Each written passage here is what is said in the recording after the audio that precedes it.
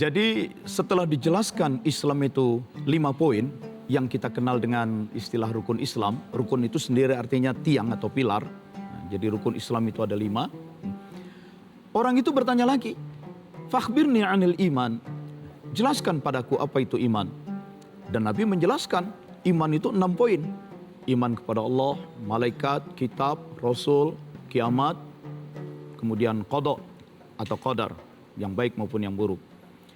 Lagi-lagi setelah dijelaskan 6 poin itu, orang itu berkata lagi, "Shadaqta." Benar engkau. "Fakhbirni 'anil ihsan." Yang ketiga, jelaskan padaku apa itu ihsan. Dan Nabi menjelaskan ihsan hanya dengan 1 poin. "An ta'budallaha ka'annaka tarah, fa in lam takun tarah fa innahu yarak."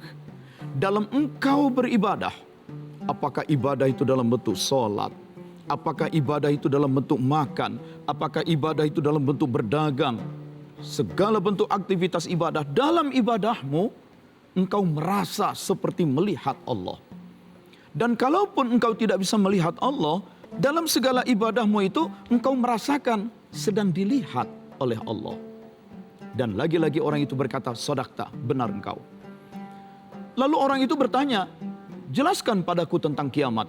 Nabi menjawab, "Mal mas'ul anha bi'alam minasail." Yang ditanya ini tidak lebih tahu daripada yang bertanya.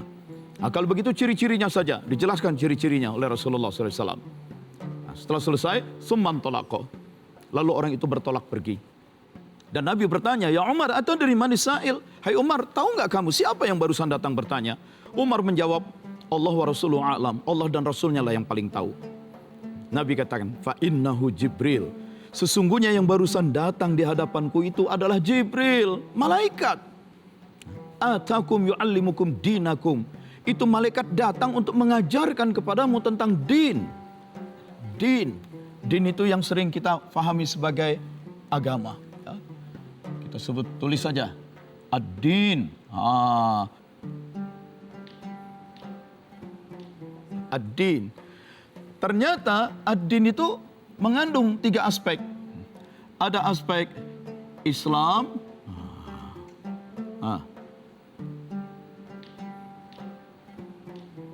Ada aspek iman. Jibril barusan datang mengajarkan kepada kamu tentang din, tentang agamamu. Dan agama yang diajarkan oleh Jibril mengandung aspek Islam, iman, dan ihsan. Islam itu 5 poin, kita sebut rukun Islam.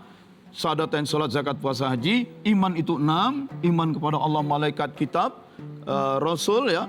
Kemudian hari kiamat dan takdir. Dan ihsan itu 1 saja. Kalau kita menyebutnya sebagai rukun, rukun artinya tiang.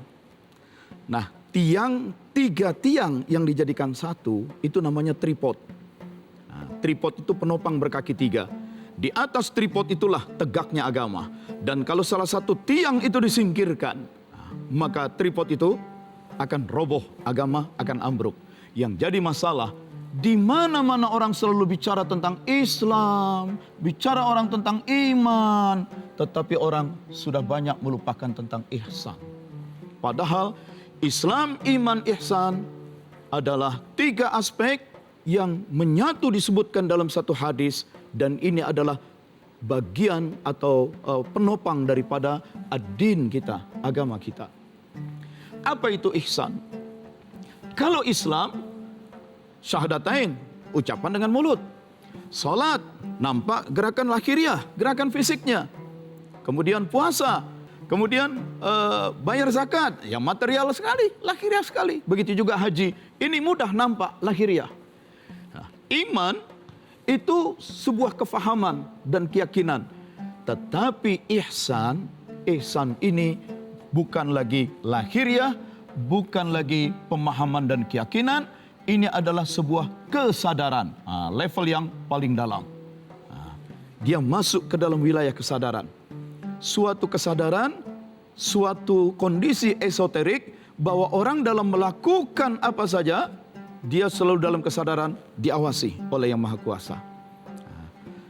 Bahayanya, kalau orang tidak peduli ihsan, Orang tidak merasakan lagi ada Dia yang Maha Kuasa, yang selalu mengawasi dia. Dia tidak merasa dalam keadaan terawasi. Maka sholatnya, puasanya kacau, imannya penuh dengan kemunafikan. Karena tidak ada ihsan itu. Saudara sekalian, nanti di dalam perkembangan berikutnya, Islam itu, keislaman itu akan menjadi kumpulan ajaran-ajaran yang disebut dengan syariah. Syariah. Sedangkan iman, ya, penafsirannya itu akan diberi menjadi apa yang disebut dengan akidah. Kumpulan kajian-kajian iman itu akan menjadi akidah. Tetapi yang namanya ihsan itu nanti dipraktekkan oleh para sahabat Nabi tidak lagi merupakan pemahaman-pemahaman, tetapi dia sudah dijadikan praktek-praktek di kalangan ahlus sufah, yang dari situlah kemudian orang mengartikan itu sebagai praktek sufiyah. Nah, dari ajaran-ajaran pemahaman syariah itu akan muncul menjadi ilmu fikih, dan dari akidah nanti akan menjadi ilmu usuluddin atau teologi, dan dari sufiah, praktek-praktek sufiah ini muncul satu disiplin ilmu yang bernama tasawuf. Begitu. Kita akan break dulu, saksikan beberapa pesan yang akan lewat.